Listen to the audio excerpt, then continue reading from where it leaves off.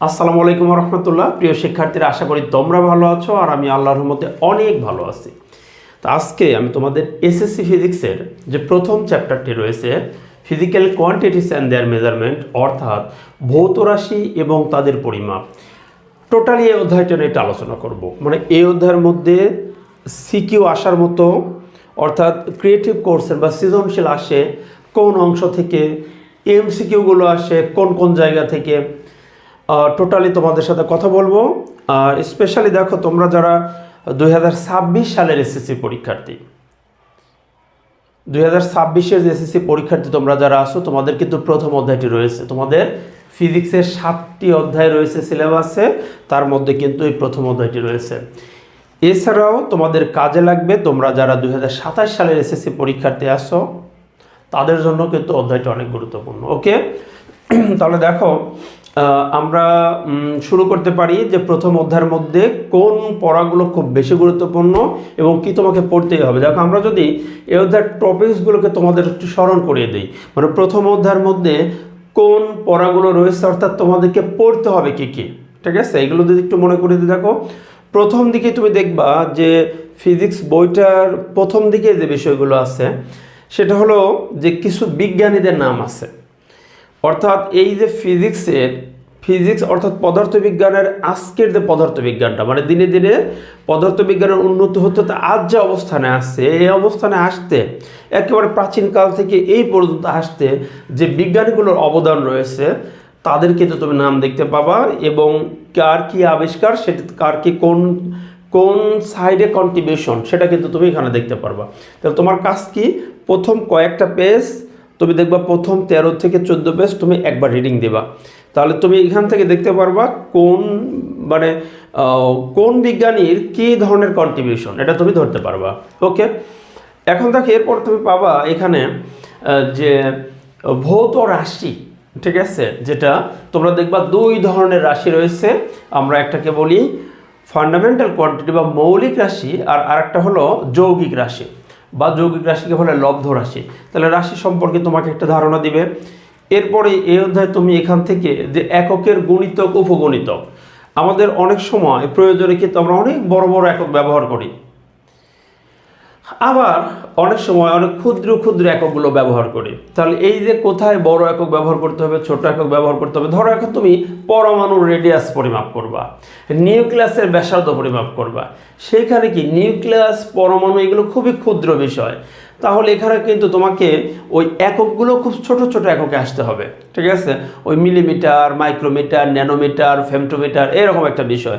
আবার যখন তুমি বড় বড় দূরত্ব পরিমাপ করতে যাচ্ছ, যা ভর পরিমাপ করতে যাচ্ছ, যে পৃথিবী থেকে সূর্যের দূরত্ব, পৃথিবী থেকে চাঁদের দূরত্ব, বা বৃহস্পতি গ্রহের ভর কত, মঙ্গল গ্রহের ভর, পৃথিবীর ভর, তখন কিন্তু তোমাকে বড় বড় এককগুলো ব্যবহার করতে হচ্ছে।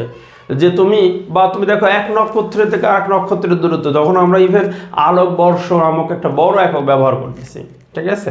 তাহলে এই যে ছোট ছোট একক কারা এবং বড় একক কারা, এই যে millimetre, micrometre, nanometre, femtometre, picometre, attometre, এই যে ক্ষুদ্র ক্ষুদ্র একক, অথবা যদি বড় এককের কথা বলি, যে ধরো কিলোমিটার, এরপরে তোমার ধরো আরও বড় একক আছে যে মেগামিটার, এর চেয়ে বড় একক আছে গিগামিটার, টেরামিটার, পেটামিটার, এরকম এক্সামিটার, ঠিক আছে। এরকম বড় বড় একক তোমাকে লাগবে। এই এককগুলোর কনভার্ট করা, যে কিভাবে একটা একক থেকে আর একটা এককে চলে যাওয়া যায়, এই বিষয়গুলো তোমাকে শিখতে হবে এই অধ্যায়ে। এরপরে মোস্ট ইম্পর্ট্যান্ট যে পার্টগুলো তুমি পাবা, সেটা হলো এই অধ্যায়ের মধ্যে 6টা যন্ত্র রয়েছে। আমি তোমাদের একটু যদি মনে করিয়ে দিই, দেখো কি কি যন্ত্র এখানে, পরিমাপের যন্ত্রপাতি, মানে মেজারমেন্ট করার জন্য যে যন্ত্রগুলো, এরকম 6টা যন্ত্র নিয়ে আলোচনা আছে। যে দেখো, তুমি এখান থেকে পাবা যে মিটার স্কেল, এখান থেকে তুমি পাবা মিটার স্কেল। আচ্ছা, এরপরে এখান থেকে কি পাবা, ভার্নিয়ার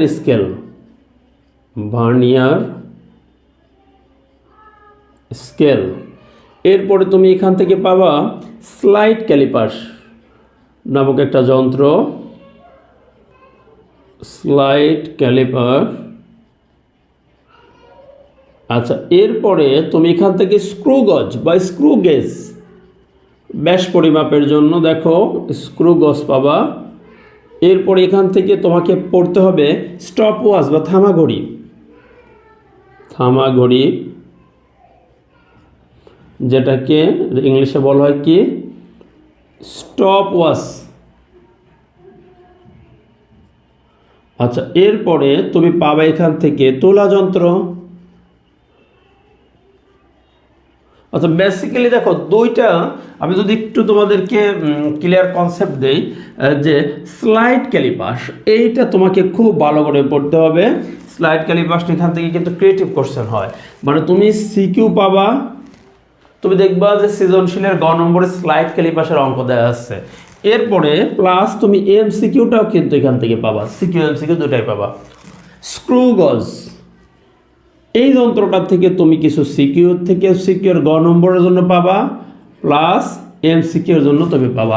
স্পেশালি স্লাইড ক্যালিপাসের দেখো সিকিউর গটা কিন্তু আসে, অর্থাৎ প্রয়োগমূলক যে প্রশ্নটা থাকে এটা এখান থেকে আসে।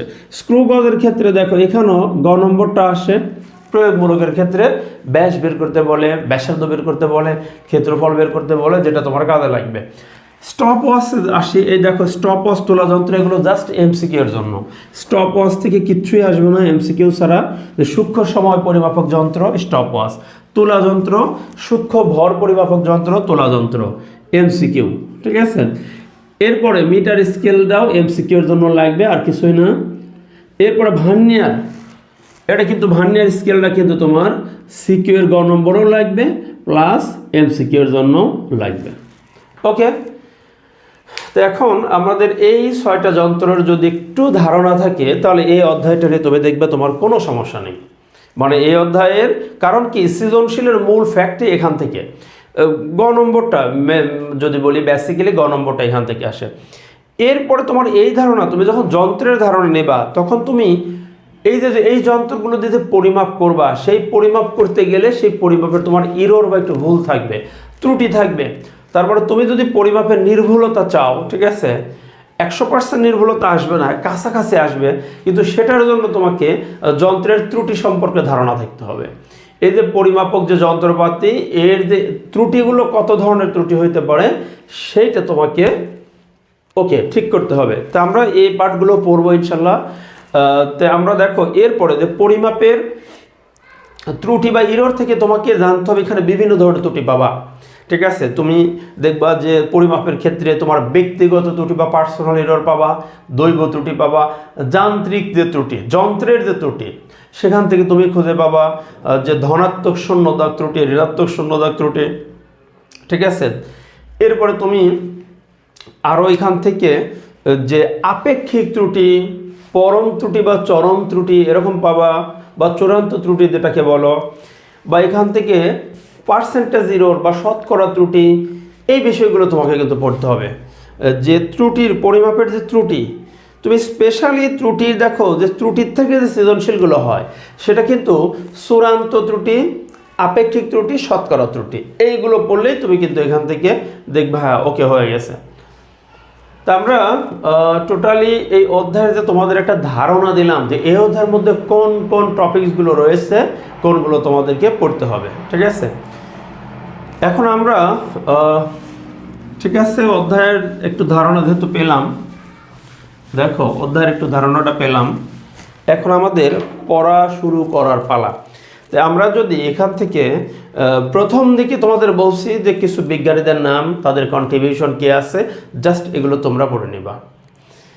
এরপরে দেখো রাশির থেকে যেটা আসে, নিচের কোনটি মৌলিক রাশি, কোনটি যৌগিক রাশি, তোমরা এখানে দেখবা দুই ধরনের রাশি আছে, মৌলিক রাশি এবং যৌগিক রাশি। এখন তোমরা এই ধারণা কিন্তু আগের থেকে আমার মনে হয় আসছে যে যারা মানে 8 থেকে 9 উঠতেছ তাদের ক্ষেত্রে বলছি যে মৌলিক রাশি কয়টি, এটা ক্লাস 7, 8 আমার মনে হয় এগুলো পড়া হয়ে গেছে। তারপর আবার একটু মনে করিয়ে দেই যে মৌলিক রাশি আছে হলো 7টি। যে সকল রাশি মৌলিক রাশি কারা, এটা ফান্ডামেন্টাল, তার মানে কি এদেরকে ভাঙা যায় না, বা অন্যান্য সকল রাশি এদের দ্বারা গঠিত, কিন্তু এদেরকে তুমি ভাঙতে পারতেছ না। যে সকল রাশি স্বাধীন স্বতন্ত্র, এদেরকে ভাঙা যায় না। যে সকল রাশি অন্য কোনো রাশি দ্বারা গঠিত নয়, বরং অন্যান্য রাশি এদের দ্বারা গঠিত। তাহলে এরা হলো মৌলিক রাশি। তাহলে মৌলিক রাশি আসছে কয়টি? তোমরা দেখবা যে একটা ছক আকারে তোমাদের প্রথম অধ্যায়ে মৌলিক রাশি দেওয়া আছে। মৌলিক রাশির সংখ্যা মোট 7টি। দৈর্ঘ্য, ভর, সময়। দেখো আমি যদি একটু লিখি যে মৌলিক রাশি। আচ্ছা, আমি কেন মৌলিক রাশির কথা বলতেছি? কারণ পরীক্ষা যখন এমসিকিউ আসবে নিচের কোনটি মৌলিক রাশি, তাহলে এই 7টার মধ্যে তোমার জানা থাকলে তো দিবাই যে হ্যাঁ এটা মৌলিক রাশি। আবার যদি বলো নিচের কোনটি যৌগিক রাশি বা লব্ধ রাশি, তুমি তবুও দেখবা যে এই 7টার মধ্যে না থাকলে তুমি সেটাকে লব্ধ রাশি দিয়ে দেবা। তার মানে আমি এটা বোঝাতে চাচ্ছি যে তোমরা শুধুমাত্র মৌলিক রাশি পড়বা, তোমাদের যৌগিক বা লব্ধ রাশি পড়ার দরকার নেই, ওটা পড়তে যাবা না। কারণ দুইটা একসাথে পড়লে কিন্তু প্যাচ লাগবে। মৌলিক রাশি পড়লে লব্ধ রাশি আর পড়ার দরকার নেই। কারণ কি, আমার যদি জানা থাকে এই 7টা মৌলিক, তাহলে যেটাই আসুক এই 7টা বাদে অন্য কিছু যদি আসে তাহলে সেটা হবে যৌগিক, আর 7টার মধ্যে থাকলে তো মৌলিক। তাহলে দেখো মৌলিক রাশি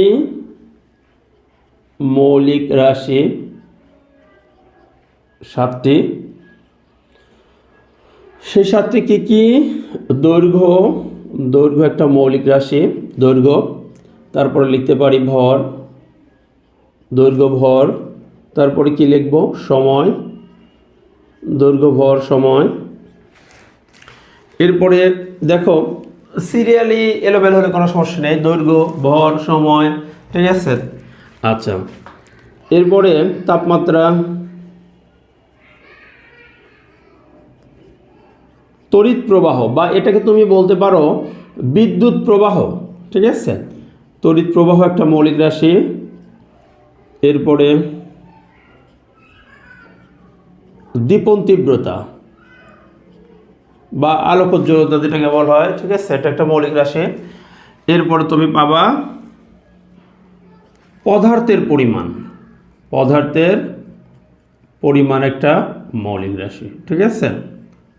আচ্ছা দেখো এই যে দৈর্ঘ্য নামক যে মৌলিক রাশিটা আছে, এইটার যদি আমরা একটু একক দেখি একটু, কারণ কি এককগুলো পরীক্ষা আসে। আমি যদি এখানে একটু লিখি যে রাশি, আচ্ছা এইখানে আমি যদি একটু লিখি একক, এই রাশিগুলোর একক কিন্তু পরীক্ষাতে আসে। আচ্ছা দৈর্ঘ্যের একক কি? দৈর্ঘ্যের একক হলো মিটার, দৈর্ঘ্যের একক মিটার, যেটাকে আমরা প্রকাশ করি এম দ্বারা, এটা মিটার। ভরের একক কি? ভরের একক হলো কিলোগ্রাম, যেটাকে আমরা প্রকাশ করি এই যে এটা দ্বারা, কেজি। সময়ের একক কি? সেকেন্ড, যেটাকে আমরা প্রকাশ করি এস দ্বারা। তাপমাত্রার একক কি? আমরা কিন্তু এগুলো এসআই একক লিখছি, আমি এখানে একটু লিখে দেই যে সিস্টেম ইন্টারন্যাশনাল। কারণ কি একটা রাশির কিন্তু একাধিক একক থাকতে পারে। এসআই পদ্ধতিতে বা এমটিএস পদ্ধতিতে যে এককটা আছে, সিজিএস একক থাকে, এপিএস পদ্ধতিতে একক থাকে। তো আমরা এগুলো এসআই বা এমটিএস পদ্ধতির একক লিখছি। তাপমাত্রার একক এসআই পদ্ধতিতে হলো কেলভিন, এটাকে আমরা কে দ্বারা প্রকাশ করি। তড়িৎ প্রবাহের একক হলো অ্যাম্পিয়ার, যেটাকে আমরা ক্যাপিটাল এ দ্বারা প্রকাশ করি। দীপন তীব্রতা ক্যান্ডেলা, যেটাকে আমরা সিডি দ্বারা প্রকাশ করি। পদার্থ পরিমাণের একক হলো মোল, এই যে মোল। ওকে, তো আমরা দেখো এই যে মৌলিক রাশি 7টি লিখলাম, 7টি রাশির একক কি সেটা দেখলাম। তোমাদের কিন্তু এটা খেয়াল রাখতে হবে, মৌলিক রাশি কয়টি? 7টি। 7টির নাম কি? দৈর্ঘ্য, ভর, সময়, তাপমাত্রা, তড়িৎ প্রবাহ, দীপন তীব্রতা, পদার্থের পরিমাণ। এবং 7টি রাশির স্পেশালি একক কি কি হইতে পারে। ওকে, এখন বলা হলো যে নিচের কোনটি লব্ধ রাশি? বল কি একটা লব্ধ রাশি নাকি মৌলিক রাশি? দেখো এর মধ্যে কি বল আছে? নেই, তাহলে বল একটি লব্ধ রাশি। এখন আমার কথা যে তুমি প্রমাণ করে দাও, দেখাও যে বল একটি লব্ধ রাশি। 2 মার্কের জন্য কিন্তু অনুধাবনের মধ্যে থাকতে পারে, সংক্ষিপ্ত প্রশ্নের মধ্যে থাকতে পারে যে বল একটি লব্ধ রাশি প্রমাণ করো। ওকে, তাহলে আমরা এগুলো কেটে দেই। দেখো এখন তোমাকে প্রমাণ করতে বললো যে বল একটি লব্ধ রাশি, তাহলে তুমি কি লিখবা? যে আমরা জানি, আচ্ছা বলো তো বল সমান কি? তোমরা যারা ক্লাস 9 থেকে 10 উঠবা তারা কিন্তু পারবা, আর যারা এসএসসি পরীক্ষা দিবা তারা তো অবশ্যই স্কিলড আছো। তোমরা জানো যে বল, দেখো 3য় অধ্যায় তোমরা পড়ছো F = ma, তার মানে কি? দেখো বল সমান ভর গুণন ত্বরণ, এটাই তো বল নাকি? F = ma নিউটনের দ্বিতীয় সূত্র থেকে আমরা জানি।